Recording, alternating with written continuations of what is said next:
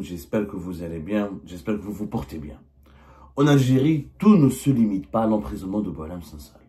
Enfin une vérité qui est déclamée avec authenticité, avec sincérité, avec objectivité. Après plusieurs mois et plusieurs longues semaines d'une forte médiatisation à juste titre, du cas de Boualem Sansal en Algérie.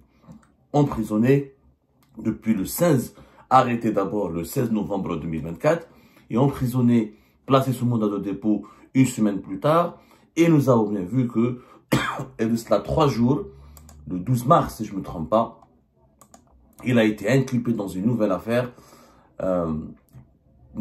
qui concerne, le 13 mars plutôt 2025, il a été inculpé dans une nouvelle affaire. Il fait l'objet d'un nouveau mandat de dépôt pour l'espionnage et intelligence avec des parties étrangères.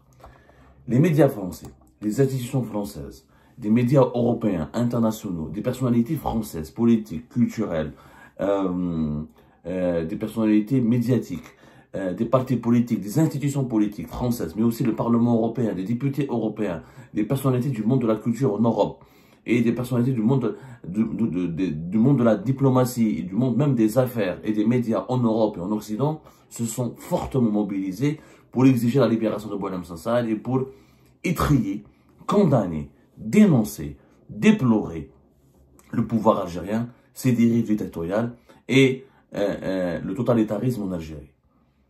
Mais malheureusement, cette opportunité qui aurait pu nous satisfaire, parce que nous, ça fait 4-5 ans que les opposants algériens vivent ou subissent ou encaissent ou toutes les maltraitances possibles et imaginables, alors que Boualem Sansal, en une semaine, dès son arrestation, je veux dire, la semaine même de son arrestation, il a pu mobiliser autour de lui le monde entier, alors que les opposants algériens, des écrivains, des journalistes indépendants, des cyberactivistes, des simples activistes, des présidents de partis politiques de l'opposition, des simples militants, ont été persécutés, harcelés, emprisonnés, quelquefois frappés, torturés pendant 3-4 ans, voire ces 5 dernières années, et personne n'a pu exporter leur cause sur la scène internationale. En tout cas, ils n'ont jamais bénéficié d'un aussi grand, d'un aussi profond, d'un aussi intense élan de solidarité. Et moi, je vous dis la vérité, à chaque fois qu'un journaliste de la presse française m'appelle pour demander mon point de vue, ou mon participation, ou mon commentaire sur un sujet précis lié à l'actuelle crise diplomatique et politique qui oppose le pouvoir algérien à la France, une crise qui a commencé avec la question de la reconnaissance du Maroc, de la souveraineté du Maroc sur le territoire du Sahara occidental, une crise qui a pris une dimension inédite et dramatique avec l'affaire Boualem Sansal. Je n'hésite jamais à rappeler à mes consoeurs et mes confrères de la presse française qu'il n'y a pas que Boualem Sansal en Algérie et que c'est une injustice, c'est vraiment une injustice faite aux autres opposants, aux autres victimes algériennes de la dictature, que de parler uniquement de Boualem Sansal, que de se réveiller uniquement après l'arrestation de Boualem Sansal. Et après l'emprisonnement de Boualem Sansal, le monde occidental, la France particulièrement, sa classe dirigeante, sa classe d'intellectuels, se réveille uniquement et découvre les méfaits de la dictature en Algérie uniquement après l'arrestation et l'emprisonnement de Boualem Sansal.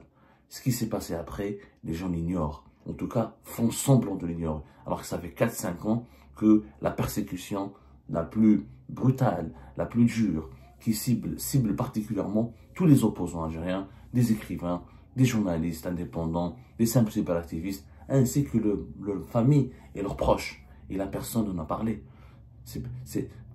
Quand on ne s'appelle pas Boualem Sansal, ou parce qu'on ne s'appelle pas Boualem Sansal, beaucoup d'opposants algériens et de personnalités de l'opposition algérienne ou de victimes de la dictature en Algérie ont été seuls, ont été solitaires, ont été abandonnés à leur triste sort dans ce combat contre la dictature en Algérie. Justement, pour faire connaître la cause de tous les prisonniers politiques, et pas seulement de Boualem Sansal, que je considère moi, et que beaucoup d'opposants algériens considèrent comme un prisonnier politique. Et que, d'ailleurs, nous avons défendu, nous avons dénoncé, déploré l'arrestation et l'emprisonnement de Boualem Sansal, et nous avons même demandé sa libération. et nos prises de position, à moi ou à d'autres journalistes en exil, ou d'autres opposants crédibles, ou d'autres cyberactivistes sincères et honnêtes, sont connus, documentés et traçables et retranscrits dans des écrits sur les réseaux sociaux ou dans des vidéos sur les réseaux sociaux. Donc tout est retranscrit, tout est documenté. Mais une initiative vient de briser le silence pour dire « Il y en a marre, arrêtons de tout limiter en Algérie. Tout ne se limite pas à l'emprisonnement de Boualem Sansal. » Une initiative vient d'être lancée pour organiser un rassemblement le 19 mars prochain devant le siège du consulat général d'Algérie à Paris pour appeler et pour demander la libération de tous les détenus et pour rappeler à l'opinion publique française et à l'opinion publique internationale qu'en Algérie, il n'y a pas que Boualem Sansal qui cause problème. Il y a des dizaines, voire des centaines de cas de personnes harcelées, d'opposants emprisonnés ou de personnalités réprimées juste parce qu'elles osent émettre un avis ou s'exprimer librement ou s'engager dans la lutte pour les droits civiques ou les droits démocratiques ou les libertés fondamentales.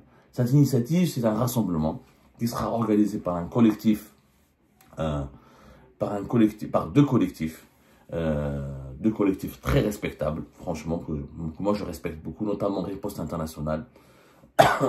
C'est une ONG, une organisation non gouvernementale créée à Paris par des membres de la diaspora algérienne et qui est portée par des juristes, par des anciens journalistes, par des militants engagés depuis longtemps, bien avant le début du Hirak, qui ont des convictions démocratiques, qui sont issus essentiellement du courant progressiste. Et Riposte Internationale, c'est une ONG qui ne cesse de se développer. Elle ne cesse de plaider d'ailleurs la cause des prisonniers politiques algériens auprès du Conseil des droits de l'homme de l'ONU. Elle a déjà organisé de 2019 à 2025 une dizaine de rassemblements en France, ou là à Genève en Suisse, voire même à Bruxelles. C'est une ONG qui fait du lobbying auprès des autorités françaises et occidentales pour attirer leur attention sur la situation dramatique de l'Algérie. Elle n'a pas été réellement écoutée, mais comme aujourd'hui, il y a une crise politique et diplomatique entre l'Algérie et la France, et que le régime algérien, il est épinglé, il est ciblé, il est dans le collimateur, il est dénoncé, et que ces pratiques, notamment depuis l'affaire de Boualem Sansal et de prise en otage de personnes dans le cadre d'un bras de fer géopolitique, suscitent l'indignation générale, et bien Riposte Internationale, avec deux autres collectifs, pour une alternative démocratique en Algérie, Révolution du Sourire, que je connais beaucoup moins, mais Riposte Internationale et pour une alternative démocratique en Algérie, je les connais, enfin, je connais leurs membres, j'ai accueilli sur mon plateau, dans notre émission Sans Tabou, et lors des élections présidentielles, pour débattre des élections et pour décortiquer les enjeux des élections présidentielles anticipées de septembre 2024, nous avons accueilli pas mal de membres et de militants de Riposte Internationale. Franchement, une organisation très respectable. Et ben, ces trois collectifs ont décidé de lancer une initiative lucide, mais franchement lucide, qui est loin de tout mercantilisme, de tout opportunisme.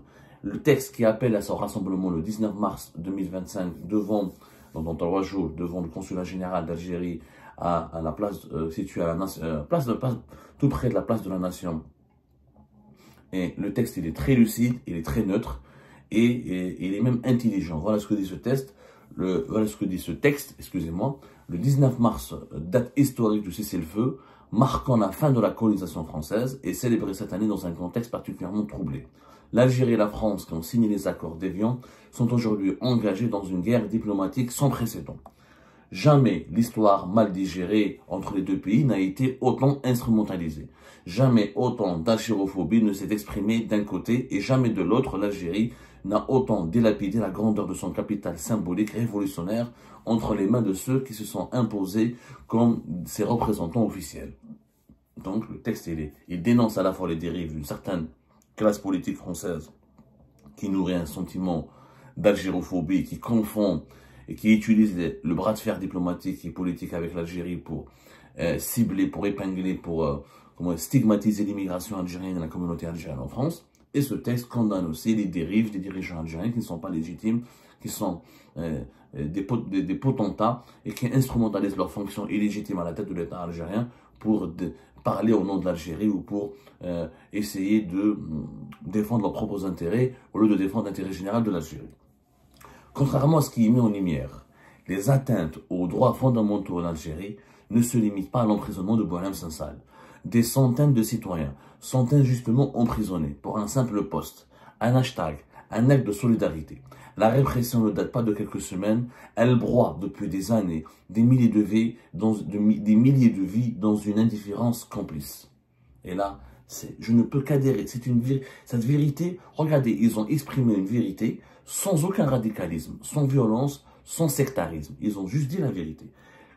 Les atteintes aux droits fondamentaux, aux libertés fondamentales, aux droits de l'homme en Algérie, la dictature, les dérives de la dictature en Algérie ne datent pas depuis l'emprisonnement de Boualem Sansal. La répression ne date pas de quelques semaines. Elle broie depuis des années, effectivement, des milliers de vies dans une indifférence complice. Depuis l'échec du Hirak en 2021, il y a eu des milliers d'arrestations, des milliers d'emprisonnements, des milliers de procès, dont certains sont passés inaperçus, se sont déroulés de façon anonyme, parce que les familles de personnes persécutées ne voulaient pas faire connaître la cause de leurs enfants, parce qu'ils craignaient davantage de représailles ou davantage de répression. Au fil des décennies, la relation algéro-française a périodiquement connu des tensions. La séquence actuelle en est l'une des plus aiguës. Derrière les postures officielles, des jeux occultes expliquent sa nature chrysogène. On évoque des révélations sur les privilèges octroyés aux décideurs algériens. Mais dans les faits, peu de choses encore transparaissent. Bien mal acquis, passe-droit, statut d'exception. La nomenclature algérienne et ses familles ont plus bénéficié de ce qui relève d'une tactique, d'un deal, que de la rigueur attendue d'un état de droit. Ils ont complètement raison. La France aujourd'hui qui veut critiquer les autorités algériennes et qui veut sanctionner les dirigeants algériens et qui veut interdire à certains dirigeants algériens d'accéder à son territoire. Ça fait des années qu'elle accorde des privilèges aux dirigeants algériens. Ça fait des années qu'elle accorde des privilèges à la nomenclature algérienne. Ça fait des années qu'elle bichonne, qu'elle fait des deals avec la classe dirigeante algérienne. Alors que de nombreux non-ayants droit proches du régime sont bénéficiaires d'un passeport diplomatique, exempt de visa. La liberté de circulation frontière n'est plus garantie aux autres citoyens algériens, générant de l'appréhension à chaque voyage. Nombre de militants de l'opposition établis à l'étranger font l'objet de menaces et de chantages pour renoncer à leur activité politique pacifique en échange du respect de leur droit à la liberté de circulation. Ils font là le texte, cet appel cet appel pour le rassemblement du 19 mars 2025, ils parlent de ces opposants algériens qui sont obligés de renoncer à leur activité politique, à leurs convictions et de négocier avec le pouvoir algérien pour pouvoir rentrer en Algérie et retrouver leur famille et pouvoir circuler dans leur propre pays. En cette date symbolique, c'est-à-dire le 19 mars, nous dénonçons les privilèges scandaleux dont jouit en France l'élite du régime algérien. Avec la complaisance traditionnelle des autorités françaises, nous réaffirmons notre espérance d'une relation claire et apaisée entre l'Algérie et la France. Une relation d'État à État, fondée sur la transparence et l'intérêt commun, et non sur des compromissions et des faveurs indues. Très bien. C'est une position honorable, humaniste, patriotique et juste. Et juste, ce que veulent les Algériens, c'est une relation d'État à État, de la transparence, de l'intérêt commun, et pas des compromissions et des faveurs données par les autorités françaises aux dirigeants algériens ou des faveurs données aux autorités françaises par les dirigeants algériens. Et on a marre de cette relation malsaine. Nous voulons une nouvelle relation. Nous voulons que l'Algérie et la France divorcent pour qu'elles puissent se retrouver sur de nouvelles bases saines.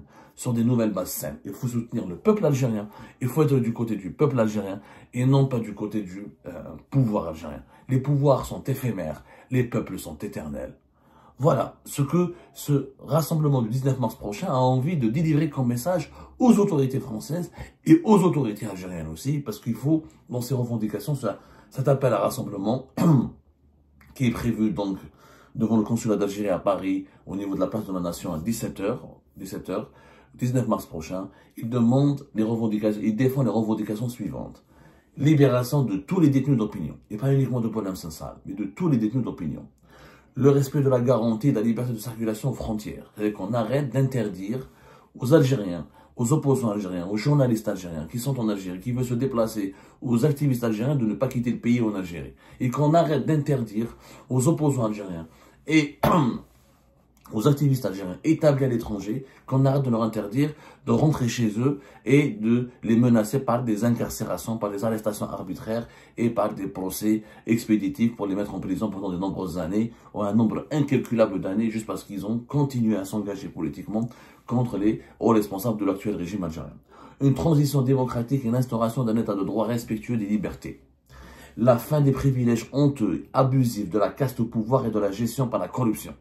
Une diplomatie légitime au service du peuple et œuvrant pour ses intérêts. Une relation entre l'Algérie et la France apaisée, tournée vers l'avenir, renier le passé et tournée vers l'avenir sans renier le passé et œuvrant dans l'intérêt commun, dans l'intérêt mutuel des deux pays. Moi, j'adhère à ces revendications. Elles sont claires, nettes, précises. Voilà, il y a de l'espoir. Quelquefois, on véhicule une image de la scène politique algérienne, comme quoi elle est désertique, c'est le vide abyssal.